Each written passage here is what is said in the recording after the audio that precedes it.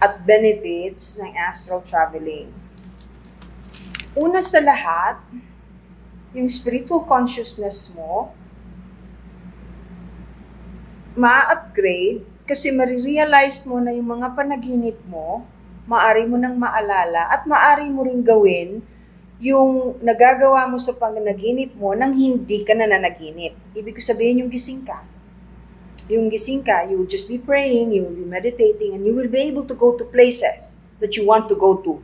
Makakarating po kayo, proven po yan, tested po yan. Ang dami ko pong estudyante na pwedeng sabihin na nagsisinungaling ako dito. Kasi mapapanood naman nila, palagi po akong nagpo-post eh. Yun pong mga estudyanteng nagagawa yan, alam nila na nagagawa talaga. Practice lang talaga at proper guidance at good manners and right conduct. Kasi lahat ng tao po ay may third eye. Hindi po totoong chosen few lang ang may third eye. Lahat po ng tao ay may third eye. Hindi nga lang pong, ay thank you dun sa heart. Hindi nga lang po bukas lahat. Pero itong panahon na ito, especially this year, ang dami ng taong nagbubukas ang third eye slowly at saka naliliwanagan at nakakakita na po ng mga normally hindi nakikita ng ordinaryong tao o ng normal na pagkakataon. Alam ko pong maraming hindi naniniwala. Alam ko pong akala nila kulto ito. Hindi po, walang kinalaman to sa religion. Kahit na extraterrestrial, yung ET, walang kinalaman yan sa religion. Meron pong mga scientists na nagpapatotoo ng mga ganitong bagay na ayaw lang tanggapin talaga ng iba, lalo na pagka medyo mababa ang kaalaman. Wala pong masama kung hindi ninyo naiintindihan. Why kaya di ma-explain ng science ang, ay, na-explain, Carla, and other spiritual happening on earth? You Google it. NDE lang, explain ng science yan because the doctors were able to prove that it's real. It's true. Dahil paano mo maipapaliwanag yung taong mamamatay na hindi naman namatay. Tapos kunyari, dinudoktoran o na-aksidente. Tapos nakikita niya lahat ng nangyayari. Nung magising siya, ikinwento niya. Ang daming nagugulat kasi paano niyang nalaman yon? Kung anong kulay nung lumapit sa kanya, kung sino yung nagligtas sa kanya, kung sinong nagbuhat sa kanya, kung anong sinabi. Naririnig niya lahat yon. Yun po yon. Proof po yan. Proof po yan. Pinagdebatihan na po yan. Remote viewing is an accepted phenomenon, if you want to call it that, by so many different countries, in fact, supported by the government. Yun po yan. Pinapapag-aral nila yung mga taong katulad ko o may kaunting kaalaman sa mga phenomena na ganito o bukas ang third eye para magamit ng kanilang gobyerno. Meron nga pong school niyan. So ayaw ko na pong makipag-argue. Marami po talagang bastos na bashers kasi hindi naman nila naiintindihan. Ang akin lang, obviously, wala kayong alam. Huwag nyo nang dagdagan ang minus point sa pagkatao ninyo dahil wala na kayong alam, bastos pa kayo. Pangit yun. Pwede naman magtanong eh. Kung aatupagin lang po ng mga tao sa halip na mang-bash, ay mag-aral at unawain yung tungkol sa mga bagay na ito, ang laking bagay po sa ating sangkatauhan para sa mundo. Huwag kayong mag-alala kung hindi ninyo naiintindihan. Tutulungan ko po kayong ipaunawa sa inyo kung ano itong tinuturo ko dahil nakakabuti po ito sa inyo spiritually and physically at the same time. Marami rin kayong matutulungan pag alam ninyong gawin ito. Okay, isa sa mga kabutihan ng marunong nito,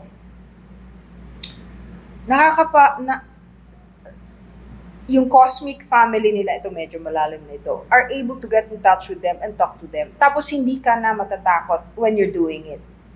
Hindi ka na matatakot kasi may guidance ka na, alam mo na yung dapat gawin at hindi. At maaari kang makarating sa kahit saan mo gustong puntahan, provided kaya ng cord mo. provided kaya ng energy mo. Pero definitely makakalabas ka. Sa tuwing nananaginip po tayo, pag naalala natin, nag-astral travel po tayo. Hindi po galing sa demonyo yon. At wala pong lilipat sa katawan natin pag umalis tayo. Kasi nakadugtong po tayo doon. Yun nga po ang reason kung bakit may sleep paralysis eh. Kasi bumalik ka, nagulat ka, yung pusa mo, kung katabi mo o yung aso mo, nadaiti ka, mapapaganon ka, hindi swak. Ganun lang yun. It's actually, if you're willing to learn and understand, you will. It's not against God. No, because God can do it. Alam niyo ba, si Padre Pio, nagmimisa siya pero yung isang katawan niya nakakapunta sa ibang lugar, nakikita ng ibang tao. Nandun siya sa altar nagdadasal, pagkatapos aalis siya, titingnan niya yung nagdadasal na nanghihingi ng tulong sa kanya kung paano matutulungan. Kinakausap pa nga niya yung angel niya, kung naniniwala kayo kay Padre Pio, yan po yun. By location. Isa po yan sa gift. Ang inihiling lang, huwag gamitin sa masama. Yun po yan. Ako po ay licensed hypnotherapist. Nag-aral po ako sa University ni Edgar Cayce sa Virginia, USA. Yun po, para po alam ninyo na pwede natin pong tingnan yung past life ninyo by regression if you want to. But you have to make an appointment to be able to do that. Yung iba pong nagpaparegression na di pinapadala sa akin ng mga hospital sa doktor nila ay yung mga taong kung saan-saan na pong bansa nagpunta para magpa-check, pero hindi makita kung ano ang karamdaman nila. Palagi din silang may sakit. Ang dami nilang perang ginagastos at mabuti kung may pera. So ako yung ginagawang last resort. Pagdating po sa akin, magre-regression kami. Normally, pag nagre-regression, nakikita yung dahilan kung bakit may sakit siyang ganun. At 99.9%, pag nalaman ang reason kung bakit siya nagkaganon, nagagawa ng paraan para gumaling. Kung may kinalaman naman sa past life yon, automatic gumagaling. 100%. Yan po.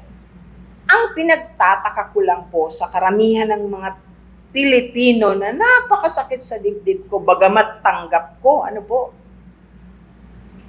tinatanggap ko, pero ang pangit tanggapin kasi ang ibig sabihin napakababa ng style natin, parang bulok. Alam niyo ba ang sinasabi ko? Naniniwala ang karamihan sa Pilipino, lalo na yung mga kabataan ngayon, pag ang nagkukwento tungkol sa mga bagay na cosmic, supernatural, tungkol sa astral traveling, remote viewing, pag ang nagkukwento o nagbibigay sa kanila ng kuro-kuro ay puti o foreigners. Bakit ganon? Bakit ganun?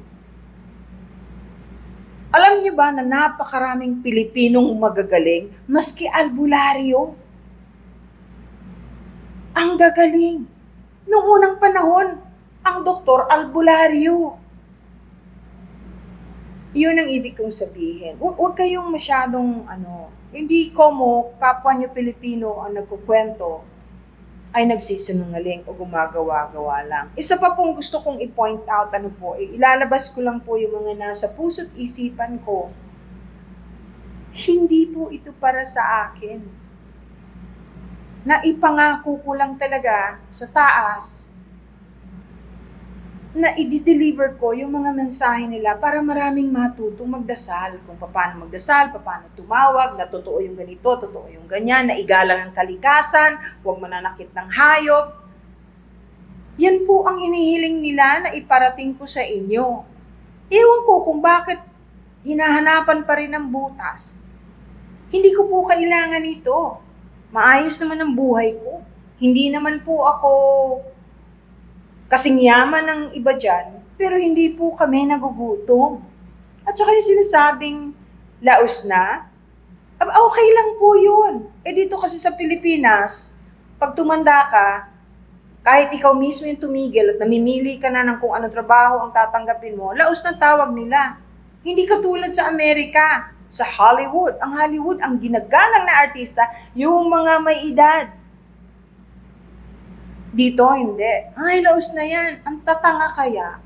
Alam niyo kung bakit ko tinawag ng ganyan? Hindi man lang nagre-research. Meron po ako sariling telenovela. 1 taon na! Hindi po ako nawawalan, taon-taon meron. Meron akong 3 pelikula, hindi pa nailalabas. Ngayong film festival, meron na naman po ako 2. Sa film fest, December yon, isa Hiwaga, isa Apolinaryo, at saka yung Pura, hindi ko po alam kung kailan ipapalabas. O, yun po, para lang malaman ninyo na hindi ako nagugutom. Kaya huwag kayong mambabastos dahil mukha kayong tanga pag kayo nang sinasabi ninyo. Huwag yun. Wala naman po akong problemang magturo o magtanong, sasagutin ko. Wala akong kinikilingan na kulay. Wala akong kinikilingang reliyon. Lahat ikinagalang ko. Wala pong problema. Kaya nga lahat ng nagre-request na ipagdasal ko ay pinagdadasal ko. Pagka nagre-report back sila sa akin na sinabing, ay, nakapasa po ako, salamat sa dasal. Diyos ko, ang laking tuwa ko. Kung alam nyo lang.